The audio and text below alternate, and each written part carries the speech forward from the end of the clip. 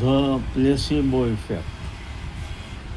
શ્રી રવજી ગબાણી સરનો લેખ વાંચ્યો પહેલાં.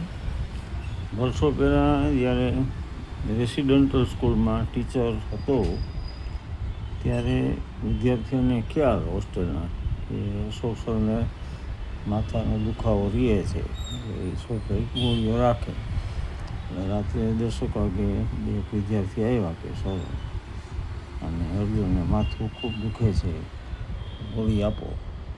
એકચ્યુઅલી તે દિવસે મારી પાસે ગોળી હતી જ નહીં.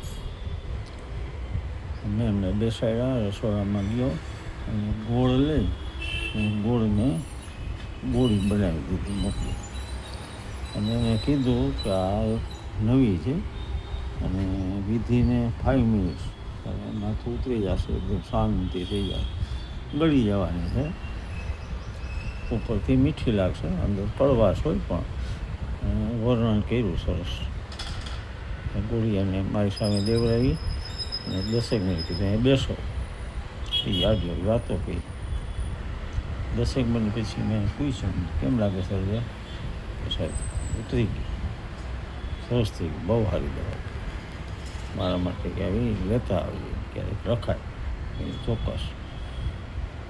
વિદ્યાર્થીઓ જતા રહ્યા. 1 કલાક પછી વળી પાછો હું હોસ્ટેલે ગયો. એ જ કમ્પાઉન્ડમાં મારા ક્વાર્ટર્સ હતા. જોયું તો એ વિદ્યાર્થી વાંચતો હતો. મેં કીધું બરાબર, હા 100%, એકદમ સારું. આ ને પ્લેસિબો ઇફેક્ટ કહેવાય એ ખ્યાલ નથી. જ્યારે આ લેખ વાંચ્યો ત્યારે એ ઘટના યાદ આવી જે વર્ષો પહેલાં બનેલી. આજે એમ કહેવાય છે કે ન્યુરોપ્લાસ્ટિસિટી અને હિલિંગ પાવર વચ્ચે સીધો સંબંધ. ન્યુરોપ્લાસ્ટિસિટી એટલે મગજની પોતાની સંરચના બદલવાની ક્ષમતા.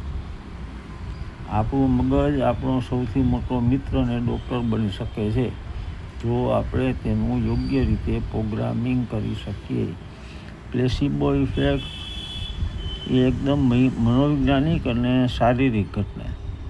દવા આપવામાં આવે, એમાં દવામાં એવું કાંઈ ન હોય, અને છતાં દર્દીને સારું થાય. This is called placebo effect.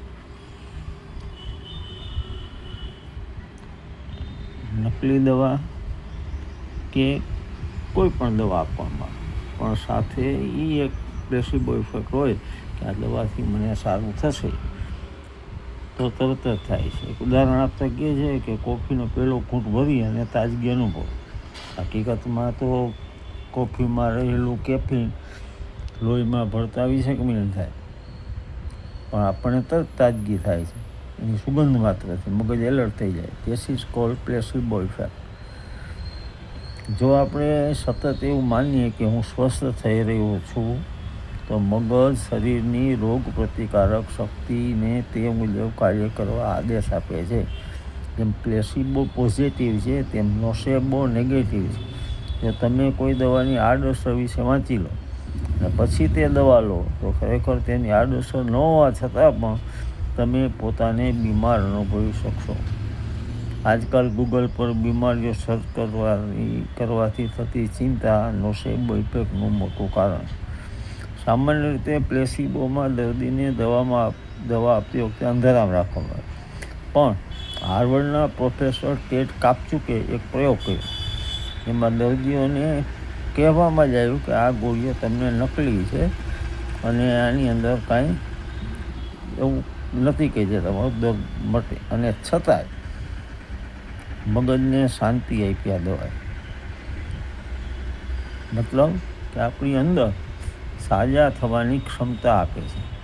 મનોવૈજ્ઞાનિક દૃષ્ટિકોણથી જોઈએ તો પ્લેસિબો ઇફેક્ટ મુખ્યત્વે એક્સપેક્ટન્સી થિયરી પર આધારિત છે.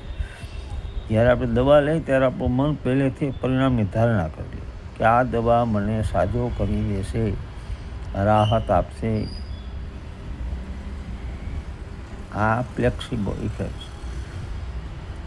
ન્યુરોપ્લાસ્ટિસિટી અને હિલિંગ પાવર વચ્ચે સીધો સંબંધ. ન્યુરોપ્લાસ્ટિસિટી એટલે મગજની પોતાની સંરચના બદલવાની ક્ષમતા. જ્યારે આપણે સતત હકારાત્મક અને શ્રદ્ધાપૂર્વક વિચારીએ છીએ ત્યારે મગજમાં નવા ન્યુરલ પાથવે બને જે પાથરી રોગ પ્રતિકારક શક્તિને મજબૂત બનાવે છે. બહુ સરસ લેખ છે અને PDF પણ સાથે જોડું છું. વાંચજો, વિચારજો, અન્યને પણ શેર કરજો. પ્રણામ. જય હનુમાનજી.